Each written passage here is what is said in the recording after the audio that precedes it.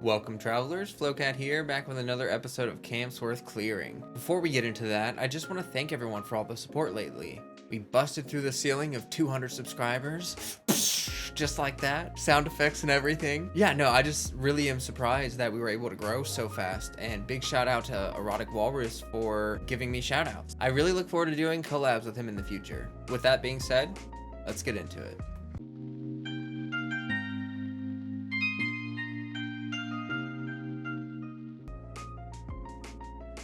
Welcome to the video. It's just your friendly neighborhood Flowcat here. We're going to be heading to Tatarasuna, the very tip top right up here. I want to add some kind of like scrolling map, maybe like up where the mini map is, enlarge it or something like that. That way you can track me while I'm running around killing mobs. I know one of you suggested that. It's a pretty good idea. Anyway, this is actually one of my favorite mob routes. I really don't know why, other than that you don't really have to run that far and there's a bunch of different kinds of mobs to fight. It's kind of weird to start out. You do have to climb this wall to trigger the mobs. I don't know if you remember, there used to be a chest here, but you can still get the mobs to spawn. There's a lot of spots like this in Genshin. Desperately trying to climb this tent. That's kind of evil of them to put that guy there.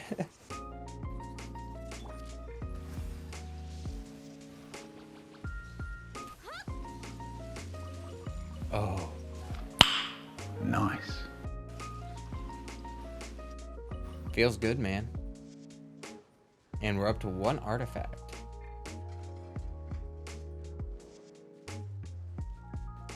Coming up is probably my favorite part of this whole route.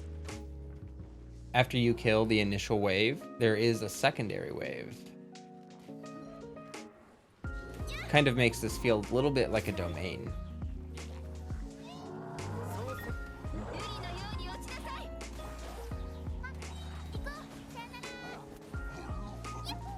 So we decided to put the game volume back in, just so that you can hear the skills and the things going on while I fight.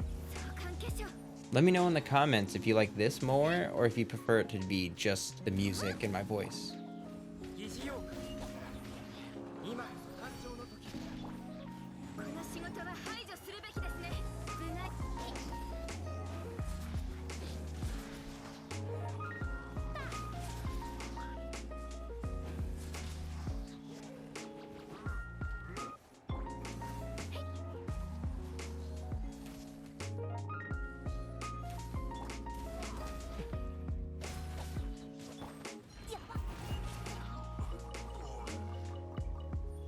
As for the team I'm running, I'm doing Ganyu, Albedo, Hu Tao, and Noelle.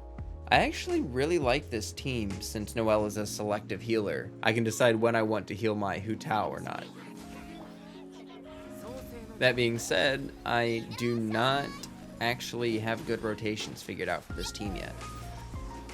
So I'm sort of just like wiggling, you know, doing whatever I can. Usually it takes me, I would say, a good amount of practice to figure out what rotations I prefer for each team. Maybe 5 hours to get like the basics down, figure out generally what I like, and then in the next 20 hours or so of using that team, I usually figure out a bunch of neat tricks and optimizations.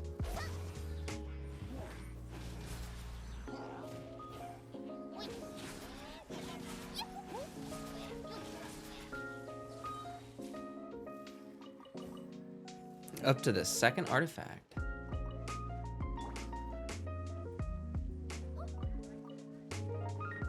Watch me swipe these melons.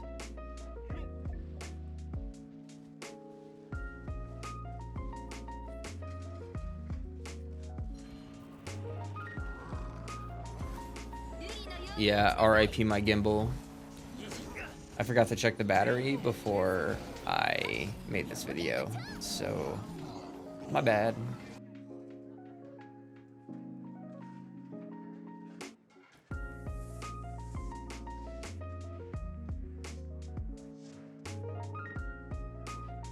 Alright, onward we go. Got 2 artifacts from these guys right here, so we're up to 4. Not bad, not bad.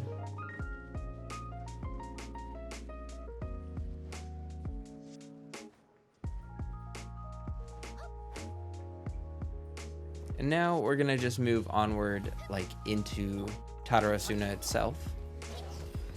Kind of out from the beach area into the cave. Kill the Sisson Mage.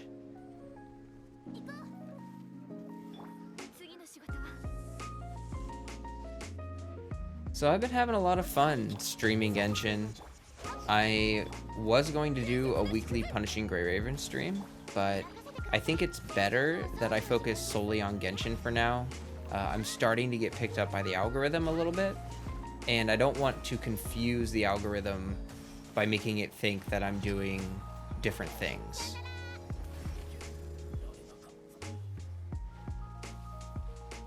Until I'm able to get a steady viewership, it's probably best just that I focus on one thing. Besides, I'm starting to realize like the limits of what I can produce on a weekly basis, and covering 2 games does sound really daunting right now.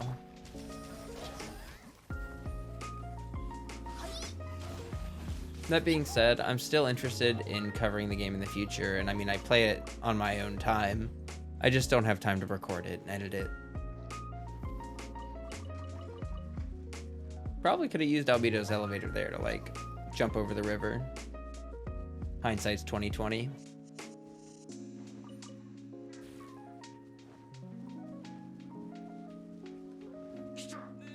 And now we're moving on to the Mirror Maiden. It's a Mirror Maiden, the Boxer Guy, and the Gun Dude. Those are my official names for them. I love how Ganyu's ult just finished her off with the Blood Blossoms. My Hu Tao was C2, so that Blood Blossom actually hits really hard.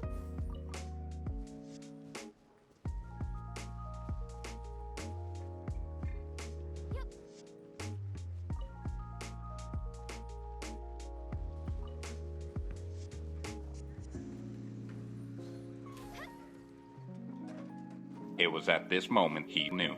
He fucked up.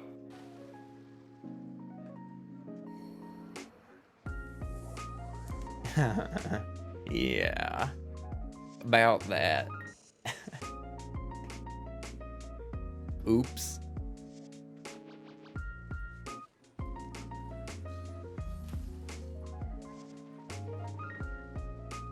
Oh well, live and learn, right?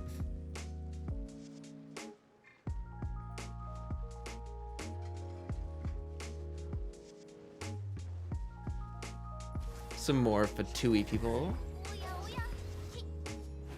It seems that even after I've taken back the forge, the Fatui are still hanging around. Gotta teach them a lesson. Even though they'll just respawn 12 hours later.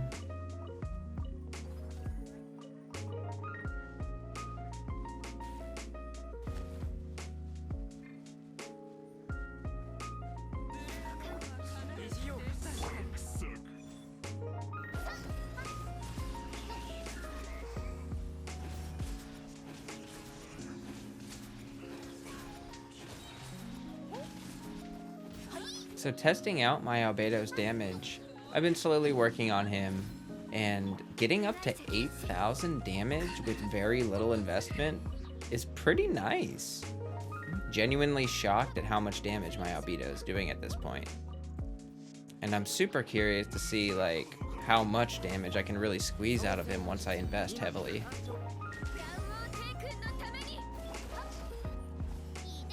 Boom! Oh, that feels so good. So good. So good. Alright. Well, that brings us to the end of this one. We end inside the forge here. Thank you so much for watching. I appreciate you being here. Remember to like the video, subscribe, and I would love to chat with you about Genshin in my Discord, so link in the description if you're interested.